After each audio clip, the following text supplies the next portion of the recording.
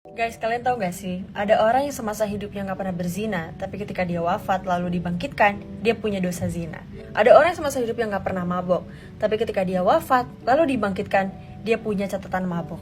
Kok bisa sih? Yuk kita cari tahu. Dalam sebuah hadis disebutkan, ketika kita dibangkitkan nanti kelak akan ada yang namanya muflis. Muflis itu siapa sih? Muflis itu adalah orang yang bangkrut. Kok bisa di dunia ada kata bangkrut, di akhirat ada bangkrut juga? Bisa dong. Jadi orang-orang bangkrut di akhirat nanti adalah orang yang datang dengan catatan amal solehnya, tapi itu semua nggak berguna. Istilahnya dia datang dengan membawa 100 catatan amal kebaikan, tapi di satu sisi ada 1000 catatan keburukan. Dan itu bukan punya dia, punya orang lain yang dilimpahkan kepada dirinya. Kok bisa? Apa yang sesungguhnya terjadi?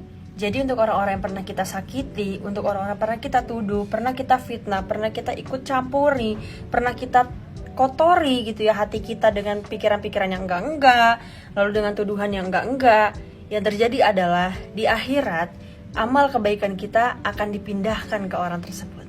Dan bila amal kebaikan kita sudah habis, tidak ada yang tersisa lagi, maka keburukan orang itulah yang dilimpahkan kepada kita.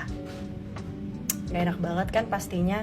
Kita udah capek-capek istilahnya beribadah di dunia ini, tapi semua sia-sia hanya karena hati, perasaan, diri kita, jiwa kita yang kotor untuk sesuatu yang sebenarnya kita juga mungkin gak ngerti, kita gak kenal-kenal amat, kita gak tahu-tahu amat, kita gak memahami situasinya, yang sampai kita termasuk golongan orang-orang muflis atau orang-orang yang bangkrut ya.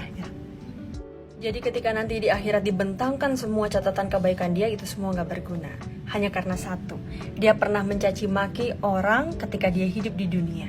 Dia pernah menuduh orang yang salah.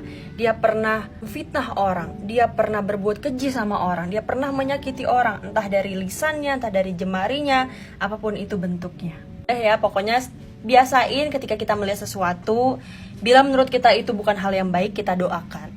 Bila itu hal yang baik, kita juga doakan.